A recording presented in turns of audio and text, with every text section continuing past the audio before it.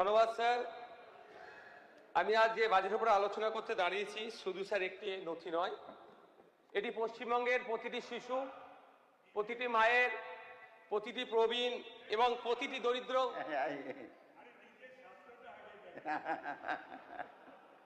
Sir আমি অনেক জায়গায় বলি আমার স্বাস্থ্যের থেকেও পশ্চিমবাংলার স্বাস্থ্য ব্যবস্থা খারাপ হয়ে গেছে। এটাকে স্যার আপনাদেরকে একটু প্রতিটি শিশু, প্রতিটি প্রবীণ, প্রতিটি মায়ের এবং প্রতিটি পশ্চিমবঙ্গের দরিদ্র পরিবারের জীবন এবং স্বাস্থ্যের সাথে জড়িত। স্যার একটি সভ্য রাষ্ট্রের পরিচয় তার অট্টালিকাকে দিয়ে নয়, তার নাগরিকদেরকে স্বাস্থ্য পরিষেবার মানের উপর নির্ভর করে। যে সরকার তার নাগরিককে সময় মতো স্বাস্থ্য পরিষেবা দিতে পারে না, সে তার উন্নয়নের দাবিতে স্বাভাবিকভাবেই প্রশ্নের সম্মুখীন হবে। স্যার পশ্চিমবঙ্গ সরকার 2026-27 অর্থবর্ষের জন্য 24,753 কোটি টাকা বরাদ্দের কথা উল্লেখ করেছে। তবে এই একটা বড় অংশ অবশ্যই আশাব্যঞ্জক হয়, কিন্তু প্রশ্ন থেকে যায় স্বাস্থ্য ব্যবস্থার কি পরিবর্তন হবে, না বিগত দিনের ন্যায় সিন্ডিকেট রাজ যেভাবে জাঁকিয়ে বসেছিল একইভাবে থাকবে? স্যার স্বাস্থ্য ব্যবস্থার বরাদ্দ কত হয়েছে তার থেকে বড় কথা, যখন আমরা দেখব নিয়মিত কোনো গর্ভবতী মা হসপিটালে বেড পাচ্ছে, একজন বৃদ্ধাকে এমআরআই করার জন্য কোনো বেসরকারি প্রতিষ্ঠানে যেতে হচ্ছে না, অথবা দুর্ঘটনায় আহত কোনো ব্যক্তিকে এই হসপিটাল থেকে ওই হসপিটালে যাওয়ার যে পীড়াদায়ক যন্ত্রণার সম্মুখীন হতে হয় সেটা থেকে মুক্তি পাচ্ছে, অথবা কোনো গরিব মানুষ তার চিকিৎসা পরিষেবার পরে ঔষধ কেনার জন্য তার পকেট থেকে হাজার হাজার টাকা খরচ করছে না। স্যার ন্যাশনাল হেলথ পলিসিতে বহুদিন ধরেই সরকারি স্বাস্থ্য ব্যয় বাড়ানোর কথা বলেছে। এই 2026-27 অর্থবর্ষে নতুন সরকার প্রায় 3,500 কোটি টাকা মতো বৃদ্ধি করেছে। অবশ্যই এটা আমাদের কাছে একটা আশার আলো দেখাচ্ছে। তবে স্যার শুধু বরাদ্দ বৃদ্ধি করলেই হয় না, কোন খাতে কিভাবে খরচ হচ্ছে সেটাও কিন্তু একটা প্রশ্ন থেকে যাচ্ছে। এই নিয়ে স্যার আমি সরকারের কাছে 5টা মৌলিক প্রশ্ন রাখতে চাই। প্রথম প্রশ্ন, এই বাজেটে চিকিৎসক, নার্স, স্বাস্থ্যকর্মী যে শূন্য পদ আছে তার পূরণের জন্য নির্দিষ্ট কর্মপরিকল্পনা কোথায়? কারণ স্যার আমরা যদি দেখি central bureau of health intelligence তথ্য অনুযায়ী 78,000 রেজিস্টার্ড অ্যালোপ্যাথি ডক্টর ওয়েস্ট বেঙ্গলে আছে, কিন্তু সেখানে মাত্র 17,692 জন সরকারি পরিষেবা দিচ্ছে বা সরকারের সাথে যুক্ত আছে।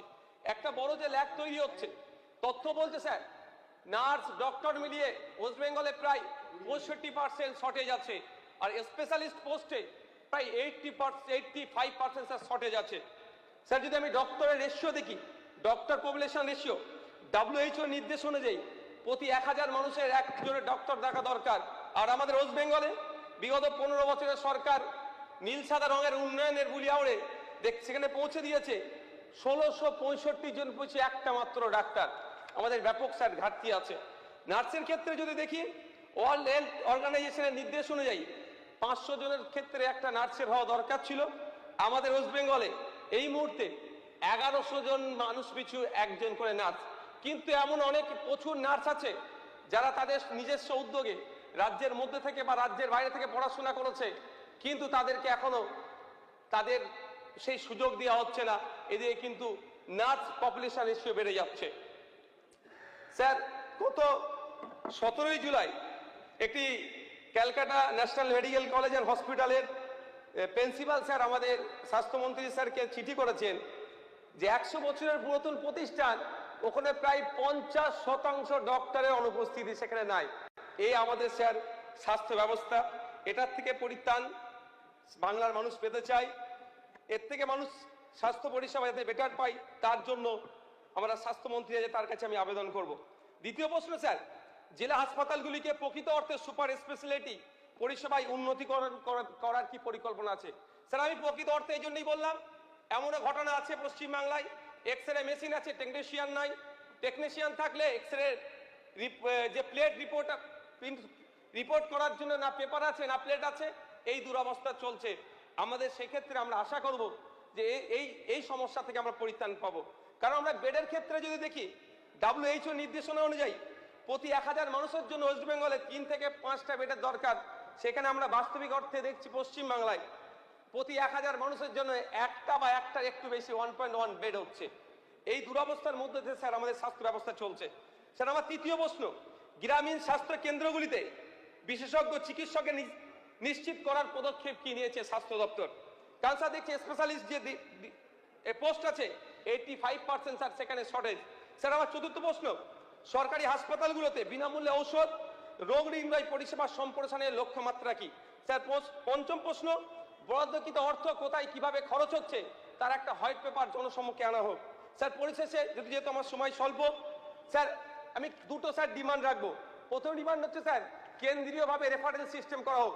এটা মুর্শিদাবাদ, মালদা, দিনাজপুরের মানুষ যখন এখানে চিকিৎসা নিতে আসছে, এখানে বেড না পেয়ে দালালের খপ্পরে পড়ে যাচ্ছে, তা কেন্দ্রীয়ভাবে রেফারেল সিস্টেম ব্যবস্থা হোক। এবং সাথে সাথে আমরা যারা বিধায়ক আছি, আমাদের পরিবারের চিকিৎসা পরিষেবা নেওয়ার জন্য আমরা বেসরকারি উদ্যোগে যাই, এটা আমাদের বন্ধ করা দরকার। কারণ এই ধরনের রিপোর্ট দেখা গিয়েছে বিগত 17তম বিধানসভায় একটি বিধায়ক তার স্ত্রীর সন্তান হয়েছিল, তার সন্তান প্রসবের খরচ 6 লক্ষ টাকা দেখিয়েছিল, পেপার পত্রিকা এসেছিল। তাই আমি আশা করব যে সরকারি উদ্যোগে আমরা বিধায়ক, আমরা যদি সরকারি পরিষেবা থেকে দূরে থাকি, তাহলে আমাদেরকে যারা পাঠিয়েছে জনপ্রতিনিধি হিসাবে পাঠিয়েছে, আমাদের ভোটার জনগণ তাহলে সরকারি পরিষেবামুখী কিভাবে হবে?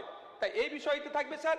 আর একটা কথা, যে আমাদের বাড়ির মেয়ে, আমাদের বাড়ি কন্যা, স্বাস্থ্যমন্ত্রীকে আমি বলবো আপনি এটা স্পেশাল আরো উদ্যোগ নিন। অভয়াকে যেভাবে তার প্রতিষ্ঠানের মধ্যে ডিউটিরত অবস্থায় তাকে খুন করেছে, যারা যারা যুক্ত একটা হলো ছাড় পাই, দ্রুততার সাথে শর্ট টাইমে আমাদের বাড়ির কন্যা অভয়ের বিচারের ব্যবস্থাও আমাদের স্বাস্থ্য দপ্তর উদ্যোগ নেবে, এই আশা আমি করবো। ধন্যবাদ স্যার। ধন্যবাদ।